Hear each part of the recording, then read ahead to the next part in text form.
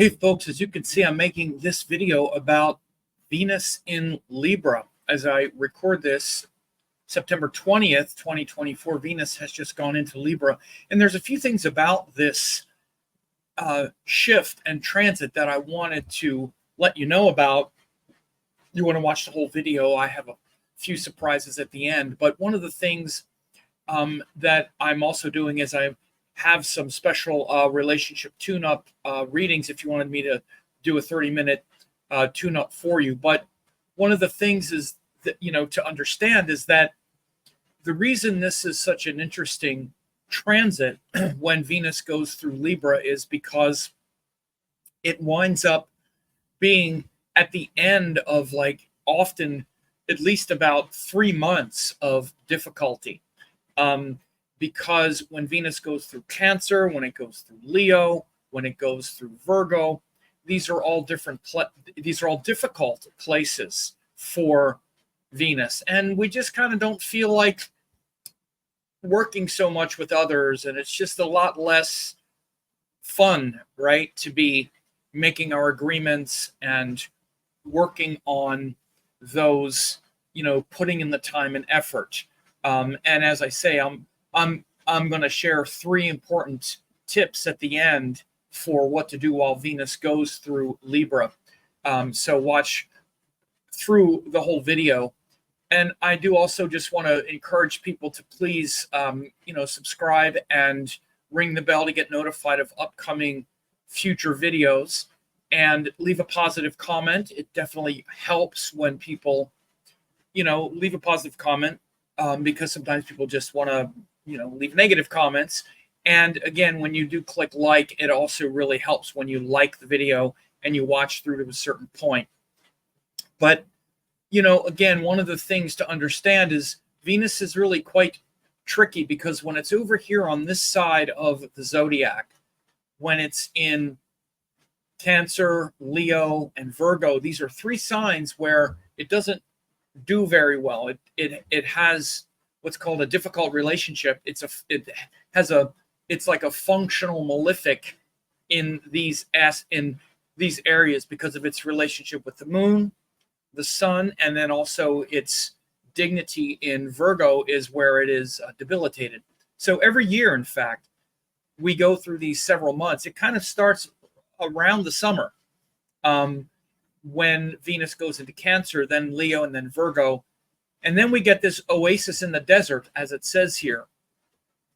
This oasis in the desert is kind of like Venus in Libra, because after that, then Venus goes into Scorpio, where now it's in another state of sort of alarm or discontent. It's in Scorpio then, which is ruled by Mars. It's a lot of emotional drama and intensity and sort of emotional craving and things like that, and where we can sort of lose our discrimination with others. And then it goes into Sagittarius, where there's this kind of disappointment, because again, Venus is where we want to have a good agreement with others, whether they're business agreements, relationship agreements. You can see in this image here, which is really an archetype of Venus energy, that sort of scale, that Libra energy. Venus is really trying to harmonize our needs with another person's needs and desires. This is what makes for a good agreement, when both parties feel respected, honored, listened to. Well, you do this and I'll do that, and we're in it together, right? And so when that equation gets out of balance, the big Libra word, then relationships can be difficult. And this part of the zodiac, Cancer, Leo, Virgo, and then Scorpio, Sagittarius, is where things are not so imbalanced. And then also Aries. But then what happens is later in the year, after it clears Sagittarius, then it goes through Capricorn, Aquarius, Pisces, which are definitely good signs. And then it has to suffer through Aries. Then it goes through Taurus and Gemini, which are also good signs. So Venus has this kind of 3-month or, 5 out of 6 months of power. And right now we're in with that one oasis in the desert, or that oasis in the, that one sort of difficult time when it's up here in Aries. But so this is a big part of what's happening right now. Is we're feeling a kind of resurgence in that Venus energy. Now, the thing I'm doing with these tune-ups, as you can see, you can go to the website stellarrelationships.com. Aside, whether you get the reading or not, you can read this article. I have the real battle of good and evil. Battle of good and evil within you happens in your relationships. Every person has you in common. Every partner, friend, and foe has to deal with your desires, tendencies, and to be honest, you're a handful.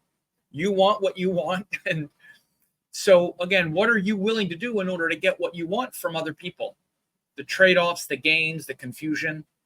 And is the time you spend really worth it in the end? Well, it's time to really own that again and really think about it. What do you do in order to get the connection and the attention that you want?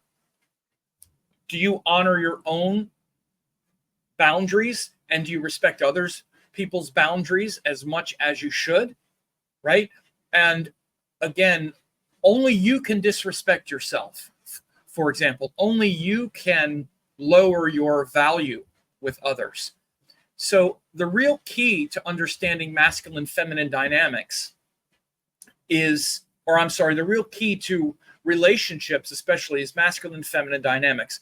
Again, we love to complicate things when we don't understand them, make them seem much more confusing than they are, but all relationship dynamics are an interplay between the masculine and the feminine energy, both within each person individually and as a dynamic flowing between the partners themselves.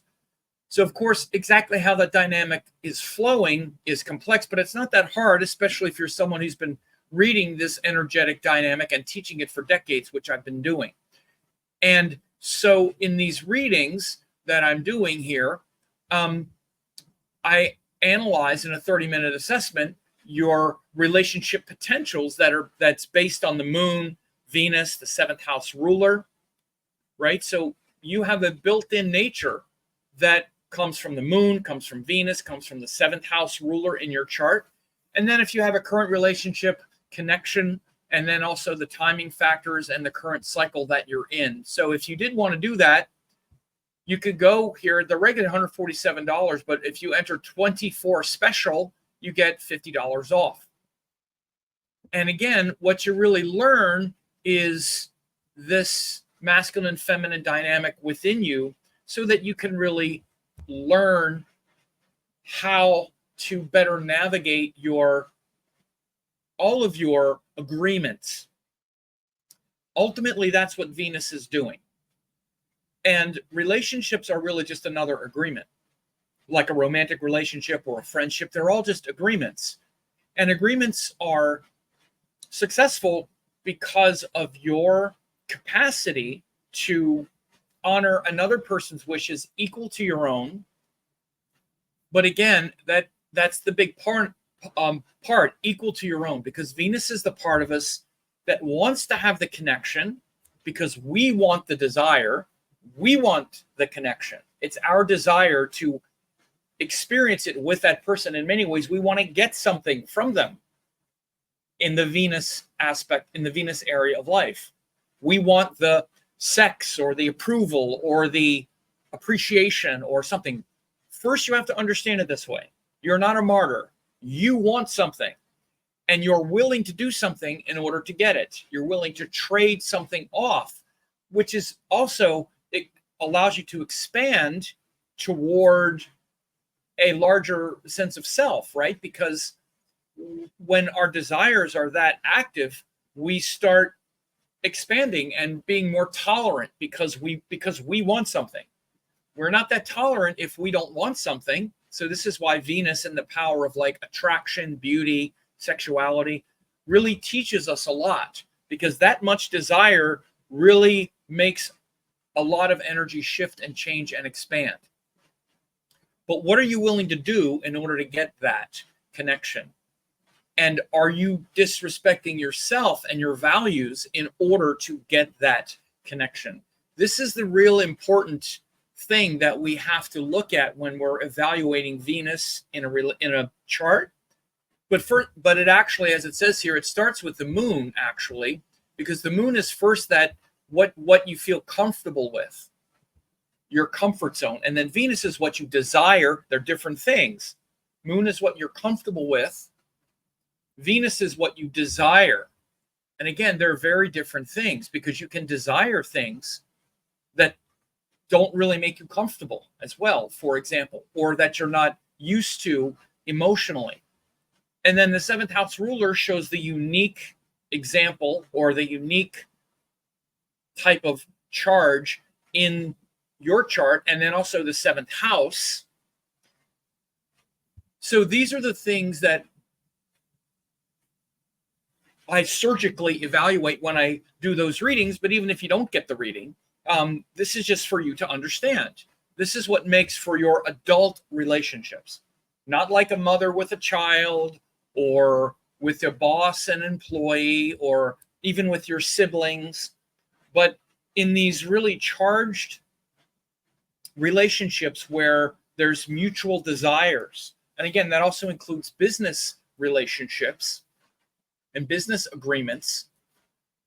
Then you have to be able to first understand what is, what you're not willing to compromise on. So that I told you to watch to the end of the video, and I'll share 3 important tips, and I'll do that now. The first one, again, it's a simple thing to say, but it means that your relationship with yourself and your own values and value system is the most important thing, and in some ways the only thing that really matters ultimately. So first you have to identify your no compromise zones, whether they're in relationship, whether it's romantic relationship or friendship or any kind of deep interaction. If you're going to be in that type of thing, what are your no compromise zones, right? Like, for example, with mine, I don't drink, I don't do any kind of drugs or any of that. So it's just kind of a zero thing. It's not a judgment on other people. It's a choice they make, and that's a choice I've made, right? So that's a no compromise zone. I don't care how much I like the person. I don't care how attracted I am to them. I don't care about any of it. I'm not even the least bit tempted. And if I was, and I wasn't clear about that, then I would be willing to go, well, but it's just drinking a little bit. Well, and then I would get involved. And the whole time in the back of my mind, I would be resenting it a little bit. And maybe I would drop little hints to try to get them to change. This is what we do in relationships. We tolerate something that is against our values, and then we hope they'll change or try to get them to change. Again, drop little hints, hoping they're going to get it. And then we feel unappreciated because they don't change in according to our whatever. So first thing, what are your no compromise zones? You need to identify them. Second thing, once you identify them, you need to be willing to walk away authentically, not out of anger, not out of anything else. Like I just said, I just told you one of mine. Doesn't matter how much I like someone, how attracted I am to a woman or this, or I really like this about him. When that shows up, I break connection in that context. That doesn't mean I don't like them as friends anymore or whatever, but that deeper involvement, by the way, that would be in a business agreement as well, because it's just something that I don't want to be dealing with. So I miss out on a lot of connections because of that. And again, one of the things to also understand, and it goes back to these readings and having me look at this, is that once you start honoring your boundaries, is what this is, boundaries and values, it gets harder to find a connection. And again, so we can't have it all. So I tell people, even when they get these readings oftentimes, and they're like, I can see that their standards are very high. And I tell them, once your conduct and spiritual development becomes higher, it's harder to have a connection now. It was easier when you were younger because you were drinking, you were this, you were that. You you didn't have as high as standards. So you have a choice. Lower your standards and have more connection with people that are not in sync, or maintain your standards and or roll within this paradigm. So that's the second thing, is you need to be willing to walk away and break connection to have the good agreement, right? The third thing is to communicate it with kindness, to be kind in the communication, because Venus is ultimately the cooperation, the agreement, the maintenance of the scales being balanced in real time. This lady here balancing these scales, this like devil over here and this kind of angelic planet over here, it's a constant thing back and forth. And we need to be sensitive to that and not as emotional as you think. Maybe that's the bonus point, but that was actually part of the communicated with kindness, not with emotion. We tend to think that emotions are kindness. It's not. Devotion is a kind emotion, but anger is also emotion. And we actually become very emotional with Venus energy. Notice these signs that I just talked about where Venus isn't strong. Cancer, water sign, emotional. Leo, fiery emotions. Now, Virgo is where Venus is in its debilitated sign because it's critical. And then Libra is where it's powerful. But then Scorpio, water sign, emotional, not intelligent, not lighthearted, not practical. Sagittarius, fire sign. So those fired up emotions are what take Venus energy and these relationships into the unbalanced state. Because what happens then, and it's not judgment, it just means that the Venus part in you will suffer when you get out of balance and you get too emotional about these things. And when you get emotional, then you feel like a victim in the feminine side, and then you become a perpetrator in the masculine side. Oh, you did this to me. That's the water. So now I'm going to do it to you. That's the fire. And we get into this perpetrator victim complex when actually what happened is back at the very beginning of the relationship or the involvement, you had a desire to want to engage with that person, but and there were things that were against your values, but you didn't listen to that because you wanted the connection, you wanted it. So you put that aside and thought, okay, because I'm getting my desires fulfilled, I'll try to deal with this other thing and try to change them or blah, blah, blah. When it doesn't work, then you get fired up because you weren't willing to walk away. And sometimes being willing to walk away is what changes another person. Walking away, because if you keep staying, then it doesn't change anything anyway. And by the way, I'm not saying that you're right in the things that you want to walk away from or that you want to change in the other person. But what I am saying is that if you can be honest, and I've done this before. I've spoken before where there's been a connection and I'm like, well, I don't drink anymore or do anything like that. And, it's fine that you do, but, I just prefer to not do that anymore. And the person doesn't think about it. And then they're like, you know what, after that, I actually really thought about it.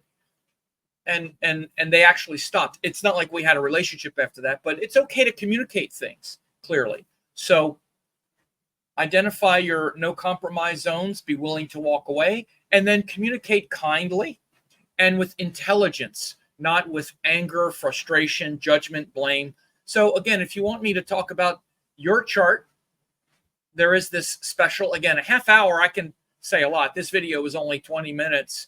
And again, if this was just focused on your chart and where Venus is in your chart, where the moon is in your chart, where the seventh house ruler is, any planets in the seventh house, not to mention any current relationship that you're involved in, and also the timing factors in the current cycle that you're in. If you want to hear me talk about that for a half hour, you can do that. You can go to that website, as it says, stellarrelationships.com, and then you just enter this code 24 special. I'll have it at the bottom of this video, and we'll leave it at that. Thanks for watching. Don't forget to like, comment, share, and subscribe to the channel.